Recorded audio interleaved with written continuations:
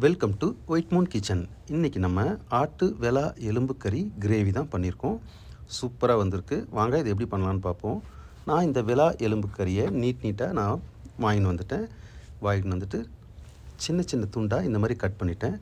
இதில் வந்து பார்த்திங்கன்னா ரொம்ப சாஃப்டாக இருக்கும். எலும்போடு இருக்கிற கறி வந்து ரொம்ப மெதுவாக இருக்கும். குழந்தைங்கள்லேருந்து பெரியவங்க வரையும் சாப்பிட முடியும். எதுவும் வேஸ்ட் ஆகாது.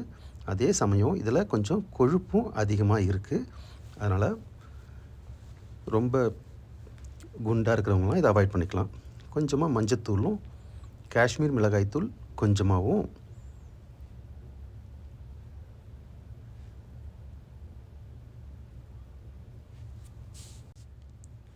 தனியாத்தூள் கொஞ்சம் சேர்த்துக்கலாங்க.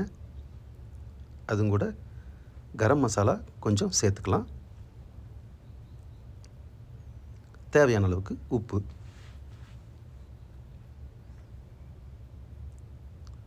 கொஞ்சமாக தயிர் ஆட் பண்ணிக்கலாம், சேர்த்துக்கலாம். இதை நல்லா ஒன்றோட ஒன்று சேர்கிற மாதிரி சேர்த்து கலந்துக்கலாம்.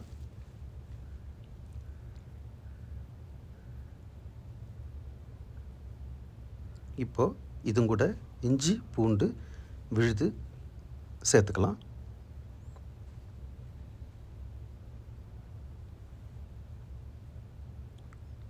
ஒரு 1.5 கிளாஸ் அளவு தண்ணீரை சேர்த்துக்கலாம். குக்கரில் விட்டு ஒரு 2 விசில் போதுமானது.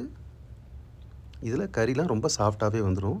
வெலா எலும்பு கறின்றதுனால பாருங்கள், எல்லாமே தயாராக இருக்குது. கொஞ்சமாக ஆயில் விட்டுக்குவோம். தேவையான பட்டை, லவங்கம், ஏலக்காய் எல்லாம் சேர்த்துக்கலாம். வெங்காயம் துண்டு துண்டாக நறுக்கி வச்சுருந்த வெங்காயமும் இதில் சேர்த்துக்கலாம். ஸோ இந்த வெலா எலும்பு கறி வந்து ரொம்ப சாஃப்டாக இருக்கும். பல்லில் எதுவும் சிக்காது. குழந்தைங்க, பெரியவங்க எல்லாமே சாப்பிட்லாம். நம்ம வெறும் கறியாக இருக்கிற பீஸ் வாங்கி சாப்பிடும்போது அது பல்லெல்லாம் ஒட்டிக்கும். சாப்பிடவே அந்த அளவுக்கு சாப்பிட்டதுக்கப்புறமா ரொம்ப ஃபீலிங்காக இருக்கும். இது வந்து கொஞ்சம் கூட அந்த மாதிரி எதுவும் இருக்காது. ரொம்ப மிருதுவாக இருக்கும். சாப்பிடும்போதே நல்லா டேஸ்ட்டாக இருக்கும். இப்போது வெங்காயம், தக்காளி, பச்சை மிளகாய் இது எல்லாத்தையும் ஒன்றா வதக்கிக்கலாம்.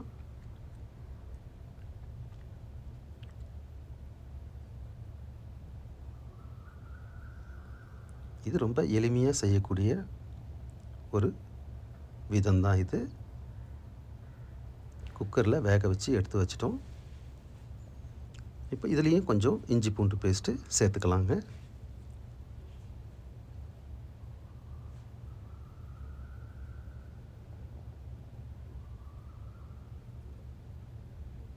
நல்லா ஒன்று சேர கலந்து விட்டுக்கலாம்.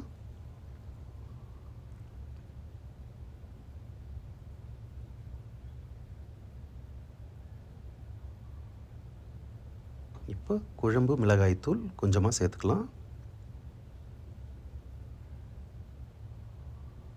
அதுவும் இந்த ஆயில்லையே கலந்து விட்டுக்கலாம்.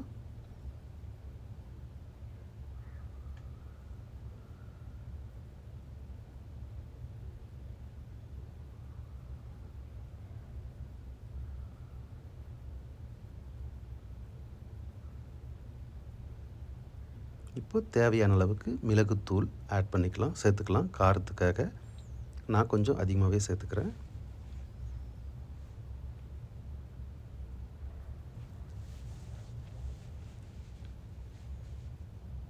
இப்போது குக்கரில் இருக்க அந்த மட்டன் பீஸை ஒன்று ஒன்றா நான் எடுத்து வைக்கிறேன். நான் மொத்தமாக கொட்டி கிளறுனா கறி எல்லாமே அந்த எலும்புலேருந்து கழண்டி கீழே விழுந்துடும். அந்த அளவுக்கு சூப்பராக நான் வேக வச்சு எடுத்திருக்கேன். ப்ராப்பரான ஒரு காரம், உப்பு, மசாலாவோடு சேர்த்து. அதனால தான் நான் ஒரு பீஸாக எடுத்து அதில் வைக்கிறேன். பாருங்கள், ஒரு பீஸ்லேயும் எலும்பு இருக்கும். அதான் விலா எலும்புன்னுவாங்க. அந்த பீஸை எடுத்து அப்படியே சாப்பிட்டா போதும். அவ்வளவு டேஸ்ட்டாக இருக்கும். ரொம்ப கஷ்டப்பட்டு சாப்பிட வேண்டிய அவசியமே இருக்காது. ரொம்ப ஈஸியாக இருக்கும்.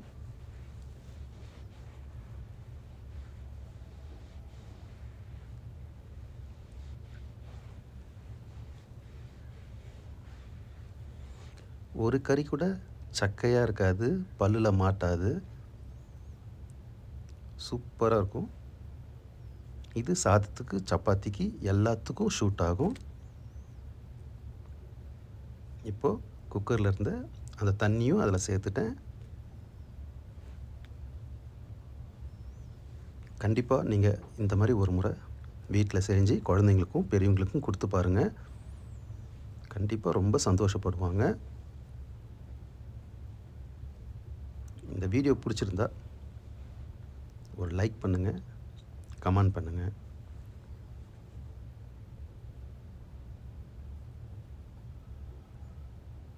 இப்போது இதை மூடி ஸ்லிம்மில் ஒரு 2 நிமிஷம் இருந்தால் போதும். நல்லா திக்கான கிரேவி ரெடி. தேங்க்யூ.